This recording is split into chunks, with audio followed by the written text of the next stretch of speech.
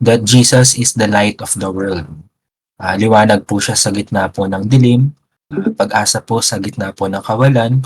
And this week po, we are continuing with another beautiful picture po kung sino po yung ating pong Panginoon. No? Kung ano po yung character po na ating Diyos. No? At yun po, is that He is the shepherd po of our soul. No? Hindi lang po siya yung light who shows the way, He is the shepherd who goes after us. No? Siya po yung naghahanap po sa atin kapag tayo po ay naliligaw. No? Who goes after us when we go astray. No?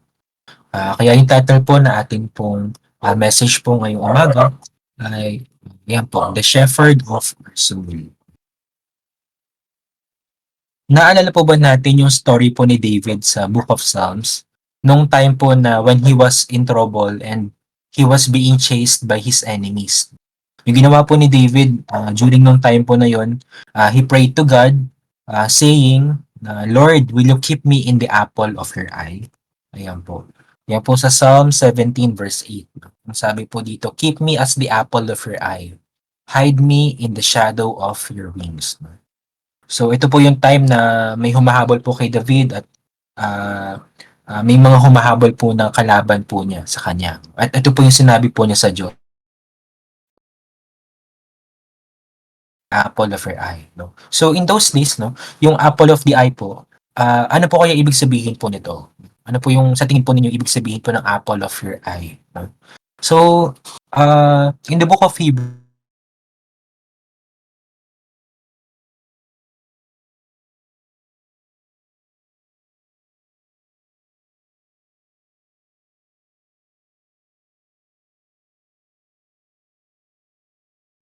ito po yung pinaka most protected and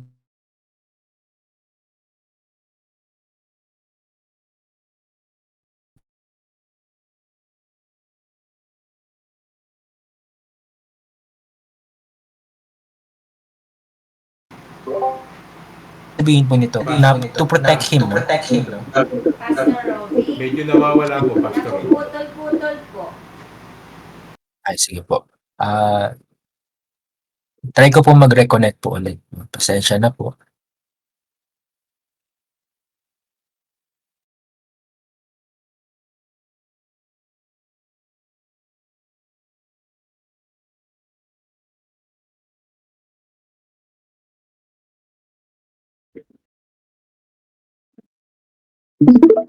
Hello po. Ito po, mas maliwanag po ba ito? Hindi na po nagpuputol-putol. Ay. Ito po. Okay po. Salamat po.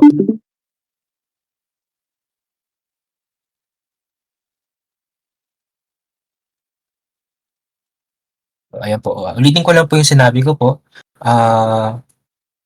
Yun, naalala po ba natin yung story po ni David po sa Book of Psalms, no? Nung siya po ay nasa gitna po ng kapahamakan, he was in trouble and he was being chased by his enemies, no? Yung ginawa po ni David, he prayed to God, no? Ang sinabi po niya, Lord, will you keep me in the apple of your eye? Kagaya nga po sa naka-flash po ngayon sa screen, no? Sa Book of Psalms 17 verse 8, keep me as the apple of your eye. Hide me in the shadow of your wings. So, in those days, ang ibig sabihin po dito na apple of your eye sa Book of Hebrew, ito po ay tumutukoy po sa pupil po. No? Ito po yung party po ng mata po natin, yung pinaka-black po sa mata po natin. No? Ito po yung pinaka-most protected and cherished part of the body. No? Ito po yung pinakamahalaga po. No? Kapag na-damage po ito, hindi na po tayo makakakita. No? So, dito po, David was essentially asking God na parang sinasabi po niya sa God, kay Diyos, sa Panginoon, no? Na Lord, protektahan mo ko kagaya ng pinakamahalagang bagay na meron ka. Pangalagaan mo ko. So, yun po yung gustong sabihin po ni David, no? Na he want to ask God to keep him, no? To protect him as one of the most precious thing na meron po yung Diyos, no? Yung po ibig sabihin po ng apple of the eye, no? Na to keep me as the apple of your eye. So right now, no, gusto ko pong tignan niyo po yung mga katabi po ninyo or yung mga kaharap po natin ngayon sa camera. Sabihin po natin ang bawat isa You are the apple of God's eye. Sabihin nga po natin, you are the apple of God's eye. You are the apple of Apple of God's God's eye. Amen. No? Ganyan po kung paano po tayo tinitignan po ng Diyos ngayon. No? That's how God sees us. No? Nasa gitna po na ating pong mga pinagdadaanan, ating pong mga pagkakamali, no? At yung mga challenges po na pinagdadaanan po natin. No? We are the apple of God's eye. He cherishes us. He cares for us more than we could ever understand. No? At ganyan po yung character po ng Diyos. No? At ganyan po yung puso po na ating pong shepherd. No?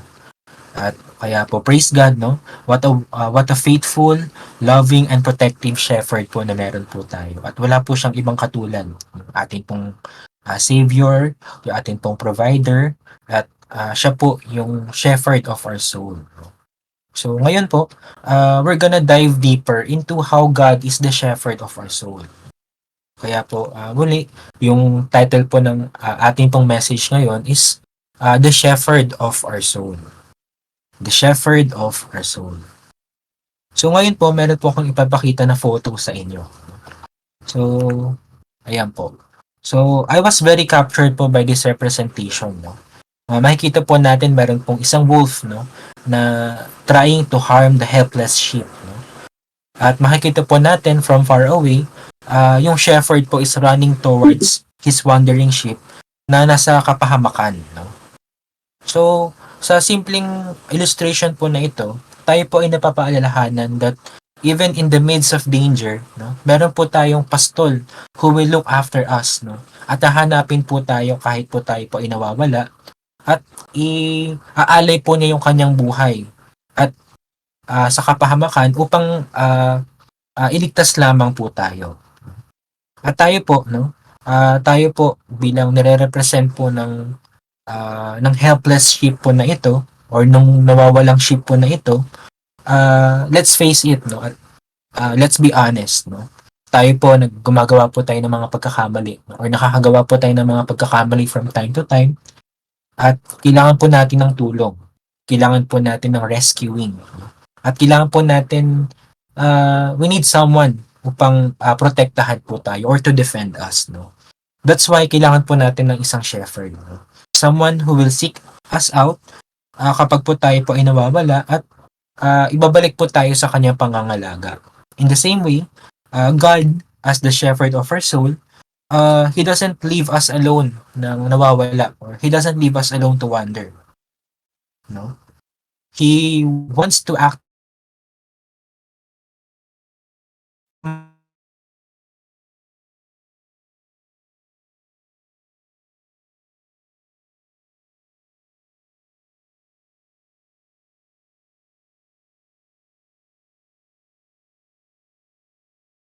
natin ang passage po na ito throughout to us.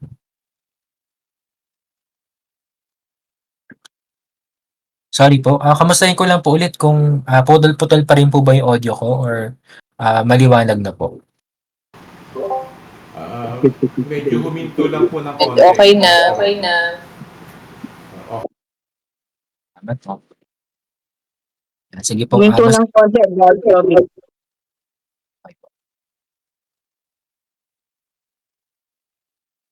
Alert na lang po ulit ako kapag po nagputol-putol po ulit yung audio.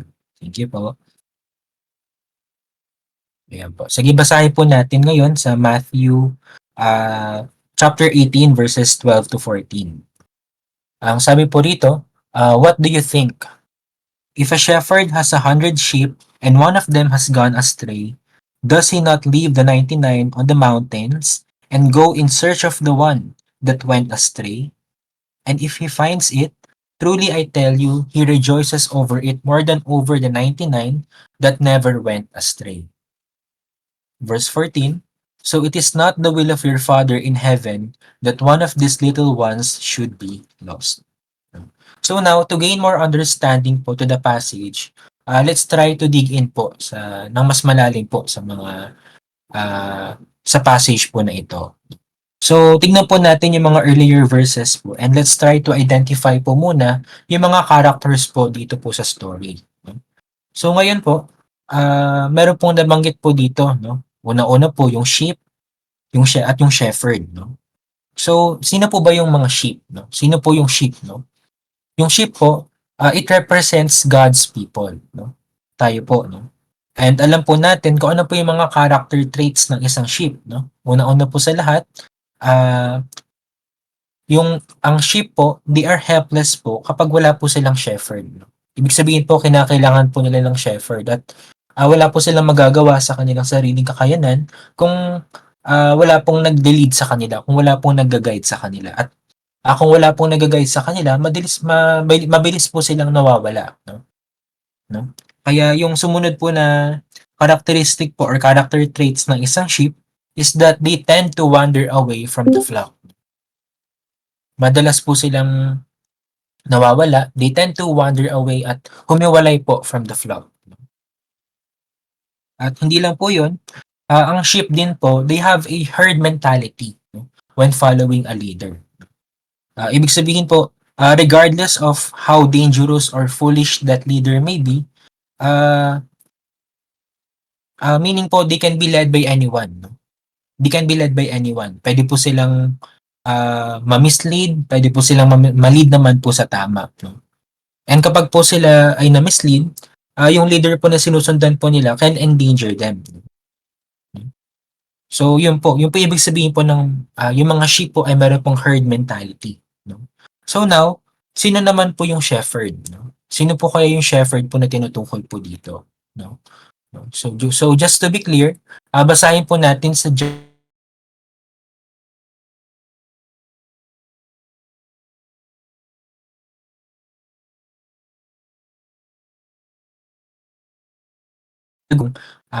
Panginoong Jesus, no? Ang sabi po niya, I am the good shepherd. The good shepherd lays down his life for the sheep. No? So now, tignan po natin itong passage po ngayon sa Matthew 18 verse 6, no? Upang magbigay po ng emphasis at magbigay po sa atin ng context.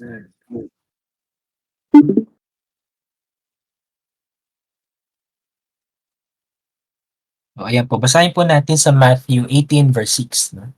But whoever causes one of these little ones who believe in me to sin, it would be better for him to have a great millstone fastened around his neck and to be drowned in the depth of the sea. So now, makikita po natin mayroon pong binanggit na little ones.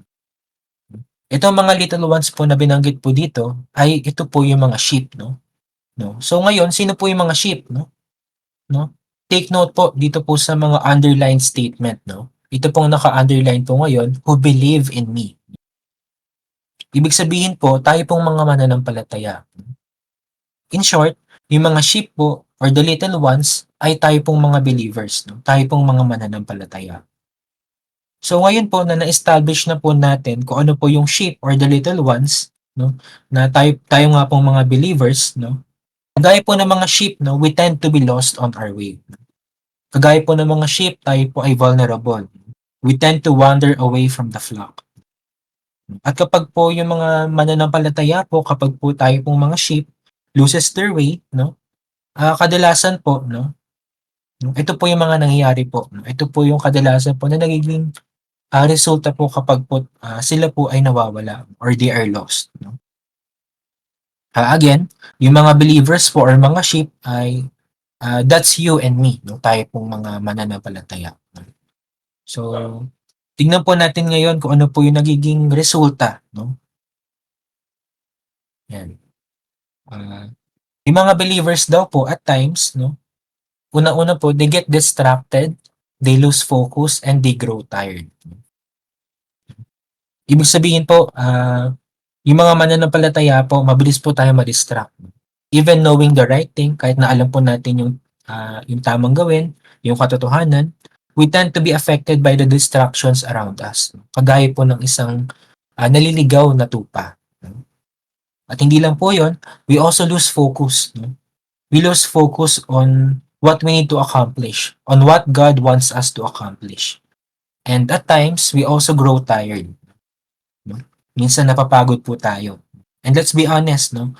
Kapag hindi na po natin nakita yung purpose po ng ginagawa po natin and kapag hindi na po tayo napupuno po ng ginagawa po natin, ang nangyayari po is that we grow tired of it. Napapagod po tayo. At hindi lang po yun. No? Pangalawa po is that we struggle with commitment. No? Nagka-struggle po tayo sa commitment. No? Kagaya po ni Moses, nung time na inassign po siya ng Lord to speak with the Pharaoh, he would come up with different reasoning. No? Kumaga marami po siyang dahilan nung inaassign po ng Diyos na kausapin po yung Pharaoh. Ano po yung mga halimbawa po ng kanyang mga naging dahilan? Yung una-una po, natatakot po siya. No? Ayaw po niyang harapin yung Pharaoh kasi feeling po niya hindi po siya qualified to do the work. At hindi lang po yun, ang naging dahilan din po niya ay baka pagtabuyan daw po siya ng mga tao po doon. At hindi lang po yun, he even said that he is not talented enough, no? Or he is not qualified enough to do the work. No? At kagaya po ni Moses, no? When we struggle with commitment, no? Ano po yung ginagawa po natin? No? Ano po yung nagiging resulta po nito? No? We avoid responsibility. Umiiwas po tayo sa mga responsibility na meron po tayo. Umiiwas po tayo sa mga bagay po na responsibility po natin. Pero you know what God said to Moses? Ano po yung sinabi po ng Diyos kay Moses nung time po na yon? He said that I will be with you. I will be with you, Moses. It's not about you, it's about me. No? I am bigger than the people and I will supply all of your needs. Kaya ano yung wino-worry mo? No? And in the same way, ganun din po yung sinasabi po ng Diyos sa atin. No? How about us? No? How about us, church? No? Meron po tayong mga talents, we have time, and how many times have we doubted ourselves na hindi tayo worthy of God's word? Minsan po kasi kapag uma-attend tayo ng church, mataas yung expectations natin with other believers. Minsan ang naiisip po natin or sinasabi po natin na Christian na yan pero bakit gumagawa pa rin ng mga pagkakamali? And sometimes, our expectations also reflect and affect how we see ourselves. Naapektuhan po nito kung paano po natin nakikita yung ating pong mga sarili. Because when we compare ourselves to others, no, we feel unworthy. No? Takot tayo na ma-judge tayo. We feel like na mas qualified itong isang believer na ito, kaya mas okay na siya na lang yung mag-lead. And at times, we are still waiting for the perfect time. No? So again, yung expectations po natin, no, affects how we see ourselves. No? Naapektuhan po nito kung paano po natin nakikita yung ating pong mga sarili. No? Ang akala po natin, we thought na we need to be perfect muna. We thought na we need to have it all figure it out. Na akala po natin, kailangan malaman muna natin lahat or kailangan talagang ready na tayo to do the work of God. No? When in fact, na yung tanging kailangan lamang po natin is to show up, no? Is to be there, no? Is to be ready. No? Hindi po natin kailangan na kompleto muna yung loob natin, buo muna yung loob natin, no? Because ano po yung reminder po ng Lord kay Moses, no? It's not about you, it's about me. I am bigger than the people and I will supply all of your needs. No? He will provide and he will equip you, no? He will equip you. And all we actually need is to show up. We just need to be ready and show up. What else, no? Yung pangatlong point po dito is that believers at times, not only we get distracted, we lose focus, and we grow tired, and not only we struggle with commitment, we also get worn out by life. Ano po ibig sabihin po nito? No? Sometimes po kasi, no, as believers, we get tired physically, emotionally, and also spiritually. No? We are tired of fighting the private battles po na pinagdadaanan po natin. We might feel like giving up because things aren't changing or we don't see the results na gusto po natin. Minsan din po, no, nakakalimutan po natin na lumapit at magtiwala sa Panginoon. So ngayon po yung tanong po sa atin, how do we approach conflicts? Kagaya po ba tayo ni David na when he was being chased by his enemies, no, by conflicts, ang ginawa po niya, he prayed and pleaded to God to keep me in the apple of your eye. Are we like David na lumalapit po sa Lord and humihingi po tayo ng tulong sa Kanya, no, and asking Him to keep us in the apple of His eye? Are we like David na lumalapit po sa Diyos do we really go to God? Or gagawan muna po natin ng paraan? I'm gonna try to solve this on my own, no? Na susubukan muna po natin na i-figure out sa atin pong mga sarili bago po tayo humingi ng tulong sa Diyos. So, ano po yung sagot po natin? How do we approach conflicts? Are we like David or are we like the lost sheep? Actually, napakadali po ng command, no? God is giving us the invitation to come to Him. No? Ang sabi nga po sa Matthew 11 verse 28, "Come to me, all you who are weary and burdened, and I will give you rest." Meaning to say, He is inviting us to bring our struggles, our exhaustion, and yung mga burdens po natin sa Kanya. At yung rest po na ito is not just physical, no? But a deep peace that only He can give. No? Itong peace po na ito can restore and strengthen our souls.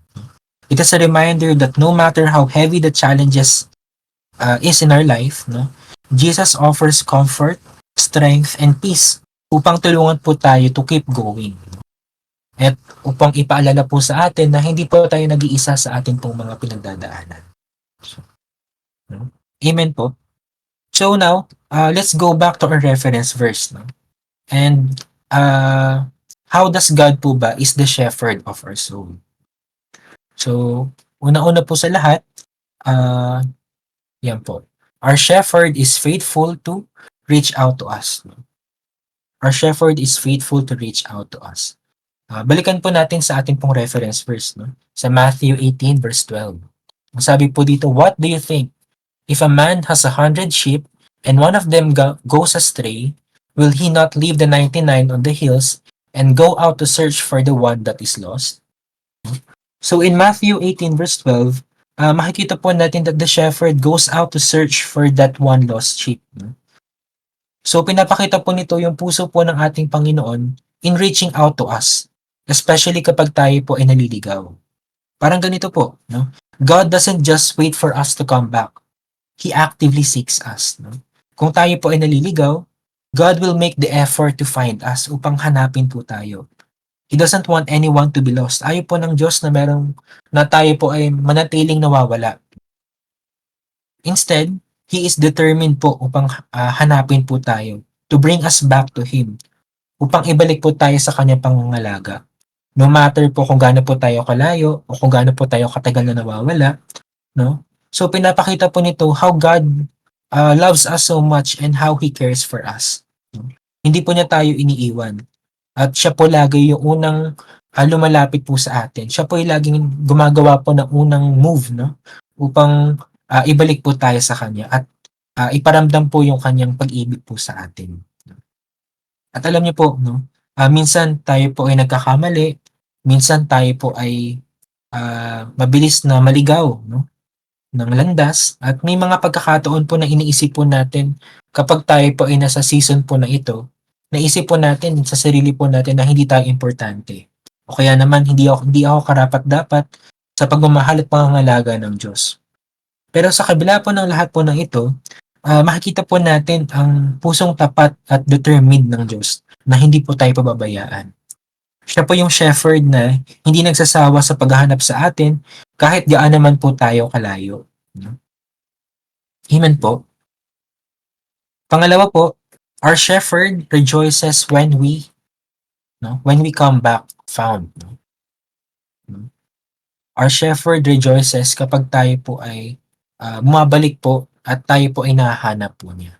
Basahin po natin muli sa Matthew 18 verse 13. No? Ang sabi po dito, "And if it turns out that he finds it, truly I say to you, he rejoices over it more than over the 99 which have not gone astray." So, ibig sabihin po, kapag po nahahanap po ng shepherd yung kanyang nawawalang tupa, no, hindi lang po ito isang small victory. No? It is a cause po for celebration. No? Imagine po natin yung relief, yung joy, no, na nararamdaman po ng shepherd kapag nahanap po niya or nalaman po niya at natagpuan po niya yung nawawala po niyang tupa at ito po ay finally safe po sa kanyang pangangalaga. In the same way, God rejoices when we return to Him. when we choose to come to Him or come back, no, sa tagal po na nawawala po tayo. Sa tagal po na malayo po tayo sa Diyos. No? So, ibig sabihin po, no, God doesn't see us as failures kapag po tayo po ay nawawala. He sees us as His beloved children our return.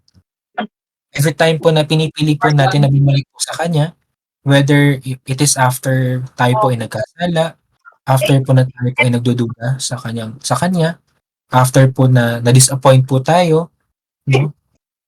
Every time po na bumabalik po tayo sa Kanya, He celebrates us, no? Just like the shepherd who celebrates after finding his lost sheep. Pangatlo po, our shepherd to redeem us, no? To redeem us.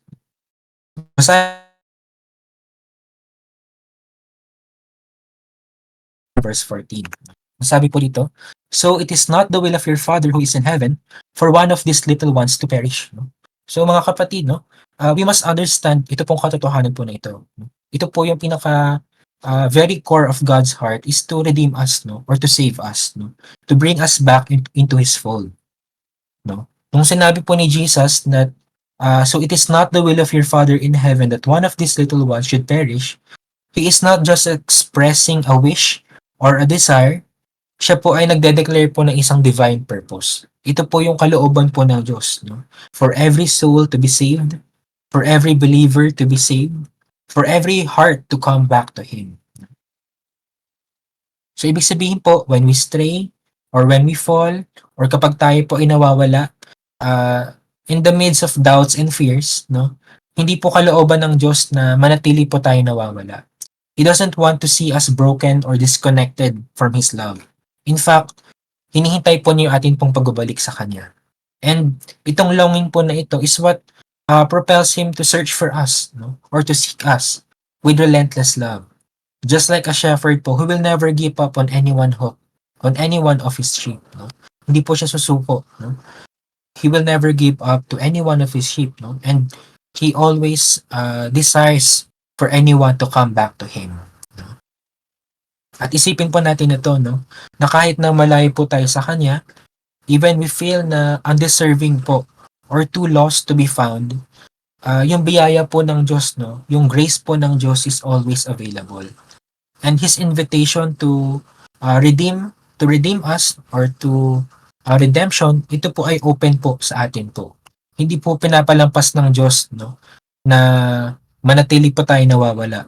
He doesn't simply allow us to wander. No? He actively seeks us, patiently waiting for the moment, and when we come back to His embrace, no? And when that moment comes, no? Dito po nagre-rejoice po yung Lord. No? Dahil yung kalooban po niya ay i-redeem po tayo, iligtas po tayo, at kagaya po ng isang shepherd na nawawala po yung kanyang pastor,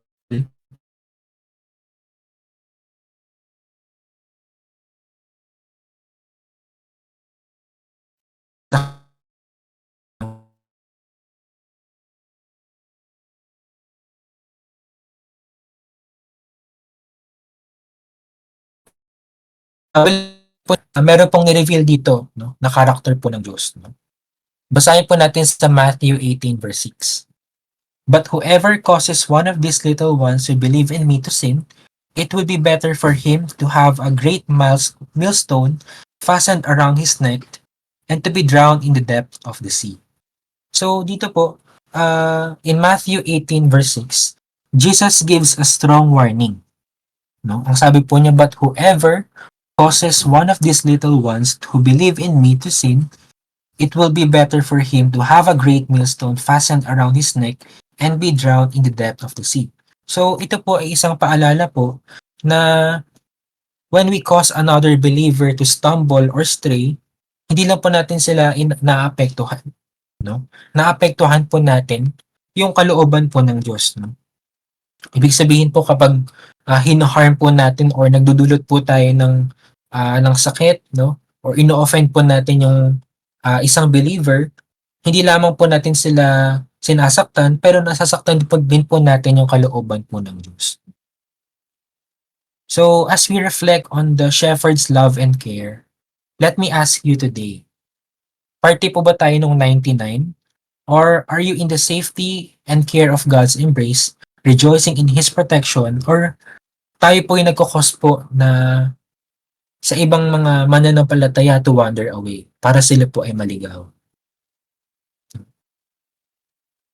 Kaya ito po ay paalala po sa atin na wag po nating hayaan na mag-wander po tayo from God's care. Na mawala po tayo o mawalay po tayo sa pangangalaga po ng Diyos. Maybe iniisip po natin, I've gone too far, or maybe hindi ako karapat-dapat, or I'm unworthy. Pero yung katotohanan po is that God is always reaching out. No? Nandyan po siya, yung ating pong shepherd, na nag-aabang na matagpuan po tayo at ibalik po tayo sa kanyang mga bisig, no? Sa kanyang pangangalaga. At tandaan po natin, you are never too lost to be found by God. So as we conclude today, I want us to remember the deep truth that Jesus, no, the shepherd of our soul, ay palagi pong tinatawag po tayo pabalik po sa Kanya. Jesus, the shepherd of our soul, is always calling us back to Himself. Ang sabi nga po sa Matthew 18 verse 14, that it is not the will of your Father, who is in heaven, that one of these little ones should perish. No? Ang puso po ng Diyos ay hindi po nais na may maligaw, no? Na kahit isa po sa atin. Na even if we wander away, yung kalooban po ng Diyos is for us to return to Him, no? At wala pong kasalanan na hindi kayang patawarin po ng Diyos. In the same way, ang sabi rin po sa 2 Peter chapter 3 verse 9, the Lord is not slow about His promise, as some count slowness, but He is patient towards you, not willing for any to perish, but for all to come to repentance. Ibig sabihin po yung kalooban po ng Diyos ay gusto po niya na makabalik po tayo sa Kanya. Kahit na tayo po ay nawawala, kahit na gaano po tayo katagal na napahiwalay po sa Kanya, no? Ang kalooban po ng ating pong shepherd, no, ay makabalik po tayo sa Kanya. At yung ating pong shepherd po na binanggit po dito sa Matthew 18 verse 12, no, naiiwan po niya yung 99 upang hanapin po yung isang nawawalang tupa. And this is such a powerful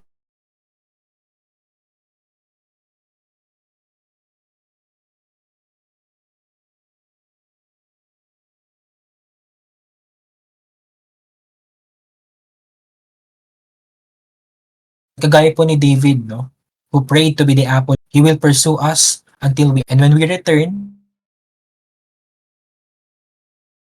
no, and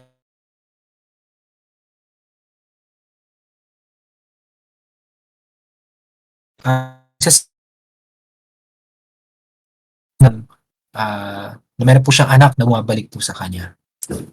And in the same way, kung mabasahin din po natin sa John chapter 10 verse 11, ano po yung sabi po ni Jesus dito? Jesus says, I am the good shepherd. The good shepherd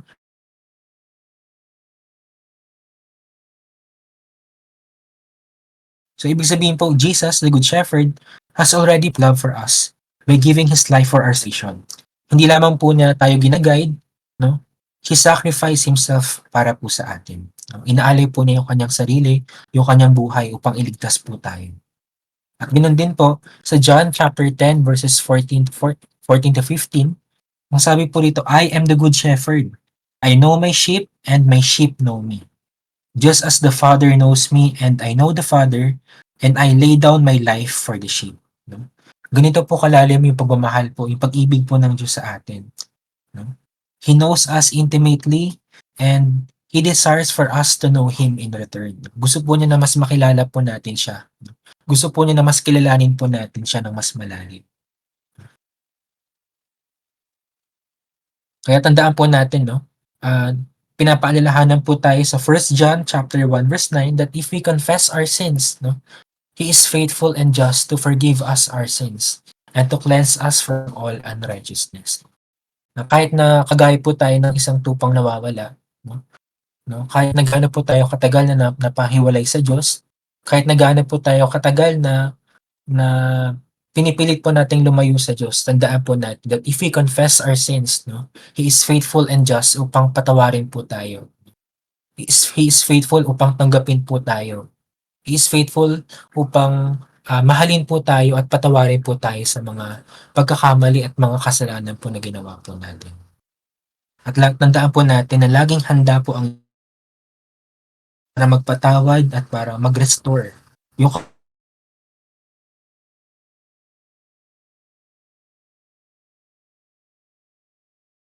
sa and na who are still struggling or feeling far from the flock, tandaan po natin that God is calling you today. Tinatawag po tayo ng Diyos ngayon. Tinatawag ka ng Diyos ngayon. Wala po tayong kailangang hintayin na perfect time o panahon na handa na tayo. Ang mahalaga po ay dumating po at lumapit po tayo sa Kanya. Tandaan po natin na yung kaligtasan po ay hindi po nakabase po sa ating pong mga works, kundi sa biyaya po ng Diyos. Jesus offers salvation freely to all who believe in Him. Ang sabi nga po sa John chapter 10 verse 9, I am the gate and whoever enters through me will be saved. Hindi po natin kailangan maging perfect.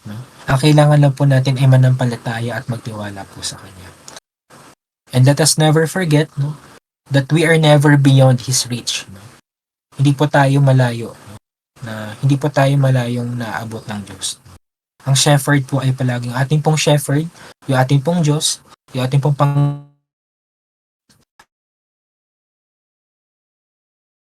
tayo at akayin po tayo at gabayan pabalik sa kanyang kawan.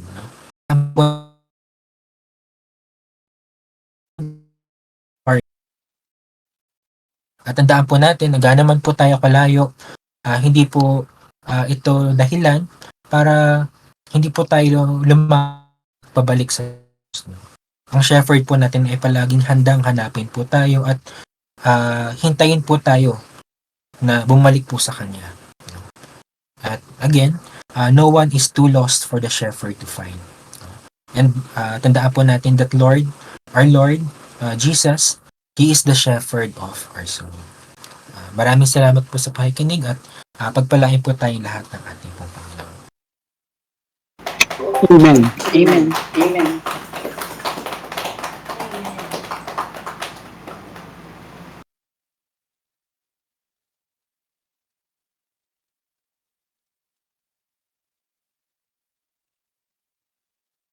Tapos na.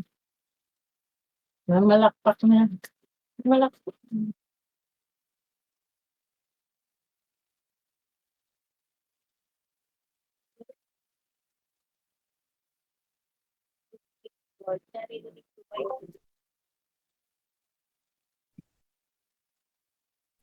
Maraming salamat, Pastor Robic. At inaanyayaan ko po ang lahat, tayo po ay magtapos ng panalangin. O Diyos na aming Ama, na dakila, banal at makapangyarihan, muling pasasalamat po sa oras na ito, sa aming online Sunday worship. Salamat po at muli kaming nakarinig ng makabuluhang salita na nagbibigay sigla, lakas at pag-asa sa aming mga buhay at mga kaluluwa. Panginoon, salamat po muli sa bagong mensahe na naman na patuloy mong ipinapaabot sa amin sa pamamagitan ng aming kapatid na si Youth Pastor Robic. Salamat din po sa taglay na karunungan at kaalaman na patuloy mong ibinibigay di lang sa kanya at maging sa lahat, sa bawat isa na patuloy na kumukuha ng kalakasan at katatagan para mapanatili ang aming buhay espiritual. Panginoon, salamat din po dahil kami ay napaalalahan ng muli ng mga salita ninyo na patuloy na pumapatnubay sa aming